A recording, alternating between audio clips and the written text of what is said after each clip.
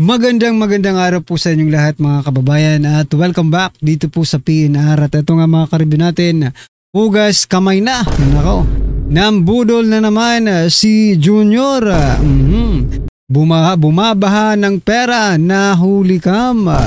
Yan mga kababayan, patungkol po riyan ang ating aalamin at bibigyan ng komento ngayong araw na ito. Pero bago pong lahat, kung bago ka pa lang at di pa po nakapag-subscribe sa ating munting channel, please don't forget to subscribe at palike na rin po ng video ito. Maraming salamat po. At ito nga, simulan na po natin to mga kababayan.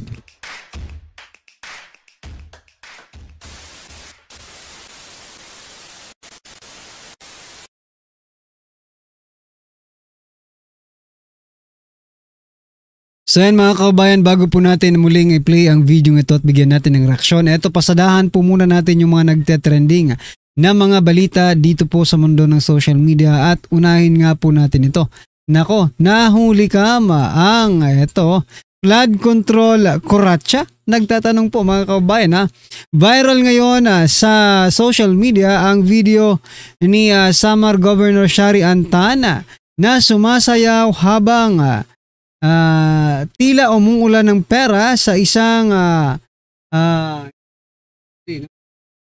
ingranding salo-salo. Aba, eto mga kababayan, panoorin po natin to at bigyan natin ng reaksyon. Eto na po. Aba, umuulan nga ng pera, no?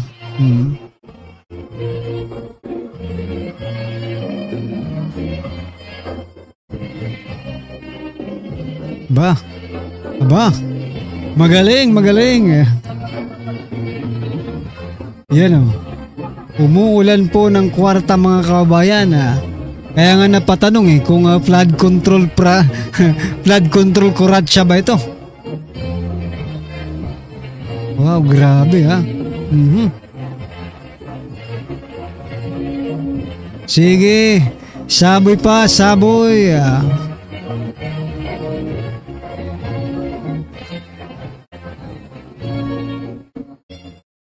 Diba? Ang galing. Habang yung taong bayan nagkahihikahos, eto naman may mga ganito palang eksena. Umuulan ng pera.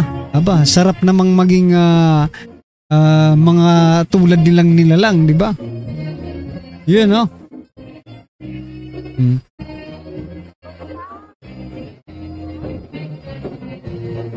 Grabe, ang yaman nila, no? Sana lang hindi yan galing sa buwis ng taong bayan.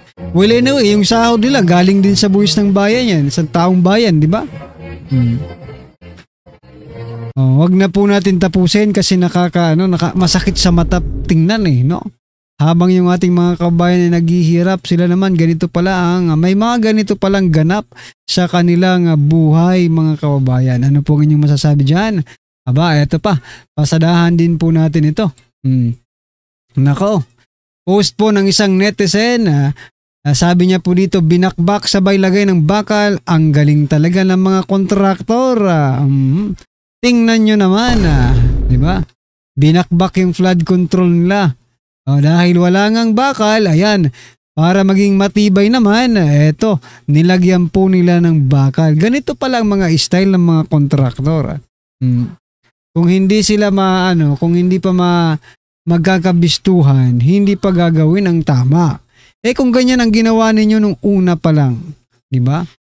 Di ngayon, hindi sana kayo bak pa dyan, di ba? Ay, nako po. Ano po ang inyong masasabi dyan mga kababayan? Huli rin no? Huli sa huli. Okay. Ito mga kababayan, pasadahan din po natin. Aba talaga itong si Abante, ayaw pa rin tumigil. Ito mga kababayan, bagong banat ni Abante. Sabi po dito ni Abante mga kababayan, pati kaming mga mahuhusay ay nadadamay riyan. Nako po. Pati daw silang mahuhusay ay nadadamay. Aba, talagang mahusay po itong si Abante kasi tingnan nyo po ang nanalo. Diyan po sa kanilang distrito. Member House of Representative of NCR, City of Manila, 6 legislation league list niya, no? Ayan, no? Sabi po dito, Joey, aksyon, 64,605. Okay. Ito naman kay Abante, yung bumoto sa kanya, 61. 61 lang pala. Ilan yung diferensya? 61,567. Ang diferensya po ay 3,000 mga kababayan. Ang umupong panalo ay si Abante. Talo to Kaya nga sabi dito ni Attorney Rowena Guanzon, magaling nga talaga si Abante kasi talo na, nakaupo pa, panalo pa. Kung yung iba panalo na naging bato pa, eto naman si Abante talo na, panalo pa. Di ba? Sabi niya, pati kaming mga mahuhusay ay nadadamay. Ako'y mahusay saan? Kayo mga kababayan, saan ba mahusay si Abante? Mahusay kayo kapag Duterte ang binibira ninyo, pero kapag kapwa ninyo mga buhaya ang binibira ninyo, ipinagtatanggol nyo pa. Kita mo na yan, di ba? Ipinagtatanggol po ngayon ni Abante ang kanyang mga kasamang buhaya. Pero sa panahon po ni former President Duterte, Vice President Sara Duterte, yung investigation nila dyan sa Kamara, no? Hindi man lang tayo nakarinig, di ba? Puro talaga against, puro tira, banat kay Duterte. Pero ngayon, na sila naman po, pinagtatanggol kahit halatang halata, na nandyan na po ang mga ebidensya. Yung iba nga, umamin na. Na may mga ghost project. Bakit hindi yun ang habulin mo, Abante? Dahil ba trilyon? Dahil ba trilyon ang pinag-uusapan at hindi confidential fund? Dahil ba flood control budget ang pinag-uusapan at hindi confidential fund? Nako naman, talagang magaling itong si Abante, mga kababayan, Yan, nagbuhat ng sariling bangko si Abante, mga karibin natin. Well, anyway, eto naman, President Bongbong Marcos Jr., may speech sa National Heroes Day. Ngayon po yan, mga kababayan. At ito, pasadahan po natin ang ilan sa kanyang mga naging pahayag, mga kababayan, at bigyan po natin ng reaksyon. Ito po. Kailangan ito. I-zoom in lang natin para mas makita natin, no? Sabi niya po dito, unahin natin to, Teka lang.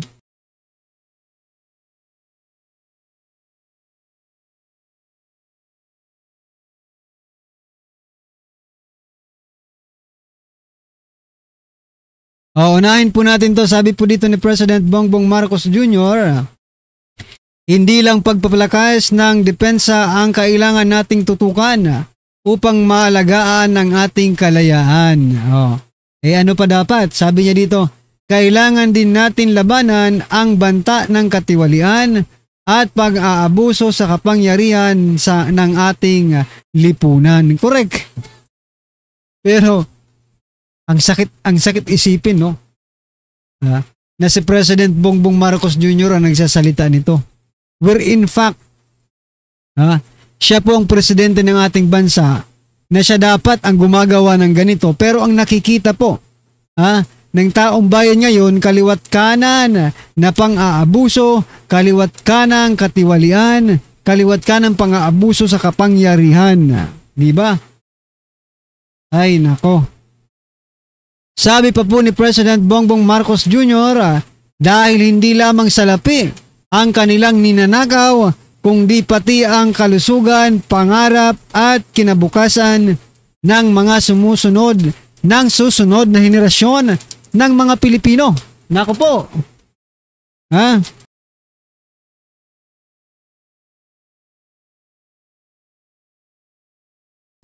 Totoo, mga kababayan, no? Ninanakaw po ninyo yung kalusugan, pangarap at kinabukasan ng susunod na henerasyon. Paano? Yung mga susunod na henerasyon sa atin, hindi pa man pinapanganak, may utang na sila.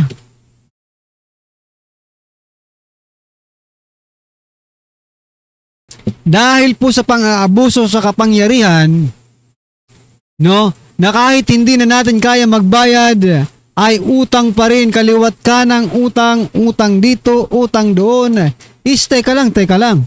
Sino nga bang nangungutang? Aba, ibig bang sabihin, si President Bongbong Marcos Jr. ang nagnanakaw ng ating mga salapi? At hindi lang salapi, kalusugan, pangarap, at kinabukasan natin. Siya ba ang nagnanakaw nito sa atin? Nagtatanong lang po mga kababayan, kasi siya rin naman po ang umuutang ng umuutang. Di ba? Parang yung sinasabi mo dito, ikaw yun.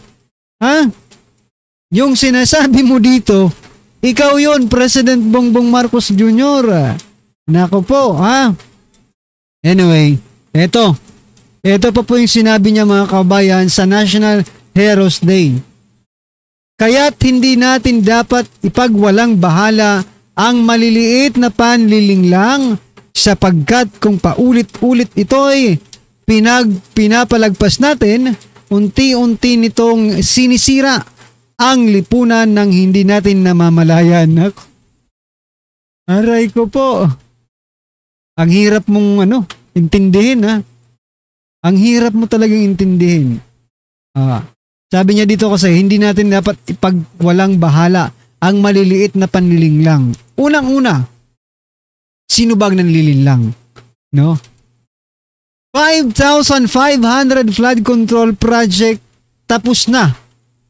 At the Filipino people believe na tapos na. Buti na lang binagyo. At ngayon, eto na. Nalalaman na natin na hindi pala natapos. Sino ang nanlilang? Sino ang nagsabi? Presidente. Still, Mr. President, you are talking to yourself. No? Ikaw yan Nililinlang mo ang taong bayan. 5,500 flood control project tapos na. Di ba? 20 pesos na kilo ng bigas. Nasaan? Nanlilinglang ka. Wag mo nang ikaw po ang kasi mga kababayan, kung ang presidente po natin, ito opinion ko lang po ito bilang isang Pilipino. Kung ang presidente natin ay ganito, syempre ganito rin ang gagawin ng ating mga kababayan, mga politiko, di ba? Kung tuwid ka, if you have a political will, ganon din po mga subordinates mo, may political will. Dahil nga, ikaw ay walang political will, no? Ginagaggo ka na ng mga tauhan mo nang hindi mo namamalayan. Because they believe that you are a weak leader. Hindi mo sila kayang parusahan. Yun po ang totoo. Di ba? Anyway, ano pong inyong masasabi dyan mga kababayan? Speaking of mapaparusahan, no? Nanawagan po si Ma'am Sas Rugando Sasot, maging tayo ay nananawagan din Sabi po dito, guys, let us rally behind General Torre to make Kaladkad flood control project teams. Nako, sino kaya uunahin ni Torre? Malacanang or Kamara? Malacanang or House of Representatives? Di ba? Torre, galaw-galaw. Ang galing mo sa pag-Duterte ang pinag-uusapan. No? Dito, trilyones ang ninakaw sa kaban ng bayan. Ano na? Hindi mo ba sila kakalad ka rin? Nako po. Ayan mga kababayan.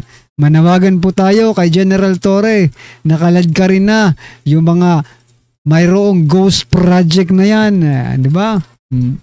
Pera po ng taong bayan yan at dapat hindi po masayang.